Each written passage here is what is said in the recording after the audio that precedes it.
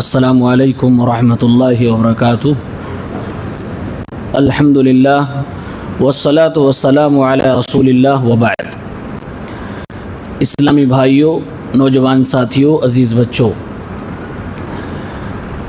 انسانی زندگی کا ایک فطرتی عمل ہے چھینکنا اور جمائی لینا۔ چھینکنا عربی میں عطاس، انگلش میں اسنیزنگ، اور جمائی لینا عربی میں تثاؤب اور انگلش میں یون۔ اللہ کے نبی صلی اللہ علیہ وسلم فرماتے ہیں ان اللہ یحب العطاس، اللہ تعالیٰ چھینکنے کو پسند فرماتا ہے۔ بندہ جب چھینکتا ہے اللہ کو یہ بات پسند آتی ہے۔ وَيَكْرَهُ التَّثَاؤُبَ، جبکہ جمائی لینا یہ اللہ تعالیٰ کو ناپسند ہے۔ فَإِذَا عَطَسَ فَحَمِدَ اللَّهُ، جب آدمی چھینکتا ہے تو اللہ کی تعریف کرتا ہے۔ فَحَقٌّ عَلَى كُلِّ مُسْلِمٍ سَمِعَهُ أَوْ أَن يُشَمِّتَهُ، تو ہر مسلمان جو اس کو چھینکتے ہوئے اور اللہ کی تعریف کرتے ہوئے دیکھے اس کے لیے دعائے خیر کرے۔ وَأَمَّا التَّثَاؤُبُ فَإِنَّمَا هُوَ مِنَ الشَّيْطَانِ، اور یہ جمائی لینا یہ شیطان کی طرف سے ہوتا ہے۔ فَلْيَرُدَّهُ مَا اسْتَطَاعَ، تو پوری کوشش کر کے آدمی اس کو روکنے کی کوشش کرے۔ لیکن جب آدمی جمائی لیتے ہوئے ہنسنے لگتا ہے یا ہاں کہہ کے منہ کھولتا ہے، ضحك منه الشیطان، تو شیطان اس وقت ہنسنے لگتا ہے۔ صحیح بخاری 6223۔ چھینک دراصل یہ انسانی زندگی اور ہمارے جسم اور صحت کے لیے فائدہ مند چیز ہے، اس لیے اللہ تعالیٰ کو پسند ہے۔ ابن قیم رحمۃ اللہ علیہ نے زاد المعاد میں اس کو لکھا ہے کہ یہ بدن کا زلزلہ ہے۔ It is earthquake of human body, یہ ہمارے بدن کا زلزلہ ہے۔ اور بعض سائنسدان کہتے ہیں کہ جب آدمی چھینکتا ہے تو تقریباً 360 کلومیٹر پر آور بیریئرز، کچھ خراب چیزیں موجود ہو جاتی ہیں، وہ چھینک کے ذریعے سے باہر نکل جاتی ہیں۔ اگر وہ نہ نکلے تو ممکن ہے کوئی بڑی بیماری ہو سکتی ہے، برین ہیمریج ہو سکتا ہے یا اور کوئی خطرناک بیماری ہو سکتی ہے۔ ابن قیم رحمۃ اللہ علیہ طب نبوی کے ماہر تھے، اللہ کے نبی کی بتائی ہوئی میڈیکل سائنس کے ماہر تھے، اس لیے ان کی کتاب بھی ہے الطب النبوی، انہوں نے یہ بات زاد المعاد کے اندر لکھی ہے۔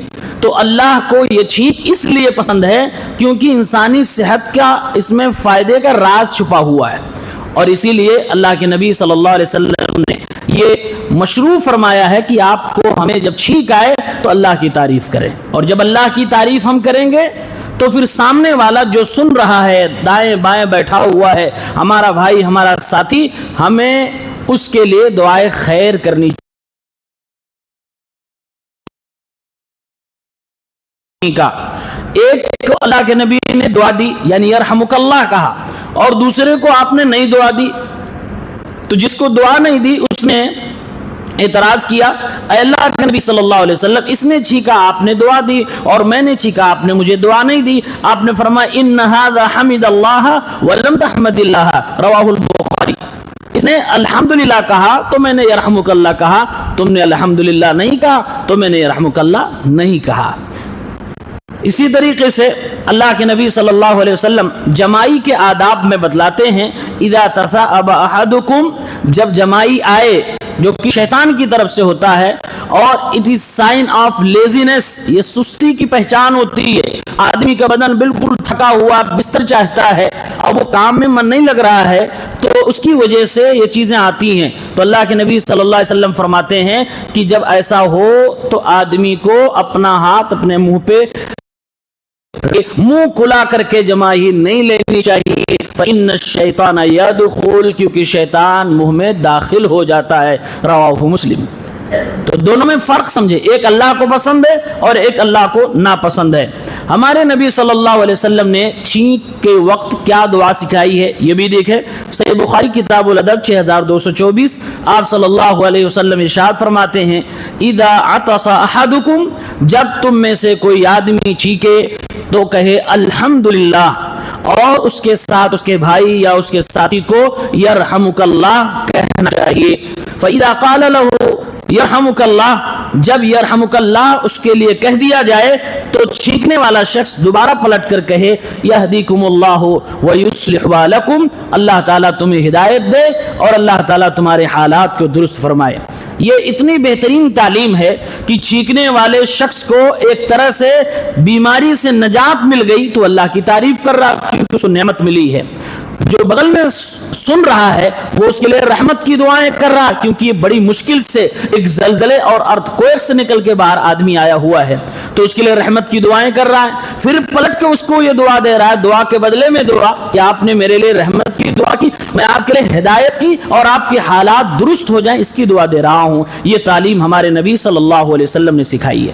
ایک بات یہاں یہ بھی معلوم ہوئی، اگر دنیا میں جیتے جی کسی انسان کو کہہ دو کہ فلاں رحمہ اللہ تو لوگ ناراض ہو جاتے ہیں، کہتے ہیں مرے ہوئے آدمی کو رحمت اللہ علیہ کہا جاتا ہے، آپ نے زندے کو کہہ دیا۔ آپ یہاں دیکھیے زندہ آدمی کو اللہ کے نبی صلی اللہ علیہ وسلم یرحمک اللہ کی دعا دے رہے ہیں اور یہ تعلیم بھی دے رہے ہیں۔ اس کا مطلب یہ ہے زندہ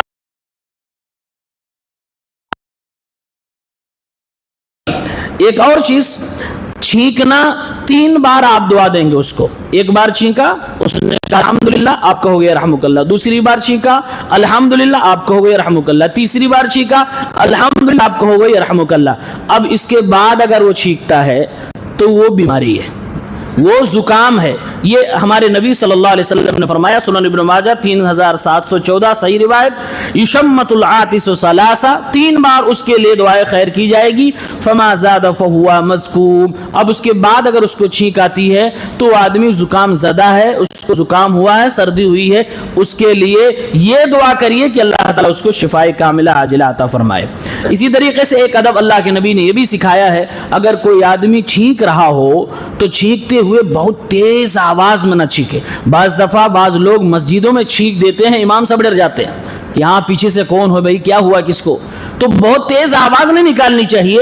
اس سلسلے میں ترمذی کی 2745 نمبر پہ صحیح حدیث ہے، اللہ کے نبی صلی اللہ علیہ وسلم نے فرمایا اذا عطس غطى وجهه بيده، ہمارے نبی صلی اللہ علیہ وسلم کو جب یہ ضرورت پیش آتی تو آپ اپنے ہاتھ سے اپنے منہ کو یا کپڑے سے اپنے منہ کو ڈھک لیا کرتے تھے، وغض بها صوته، اور اپنی آواز کو دھیرا کر لیتے تھے، آہستہ کر لیتے تھے، بہت تیز آواز نہیں نکالتے تھے جیسا کہ آج ہم میں سے اکثر لوگ ایسا کر جاتے ہیں۔ تو یہ دونوں آداب ہمیں سیکھنے چاہیے، اور البتہ جمائی کی کوئی خاص دعا ہمارے نبی نے نہیں بتائی ہے، لیکن چونکہ یہ شیطان کی طرف سے ہوتا ہے، آدمی کو جب یہ ریلائز ہو کہ ہاں یہ شیطان کی طرف سے ہے، لیزینس کی طرف لے جا رہا ہے، تو لاؤ میں اعوذ باللہ من الشیطان الرجیم پڑھ لوں تو پڑھ سکتا ہے، لیکن اس کو سنت نہیں بنا سکتے ہیں۔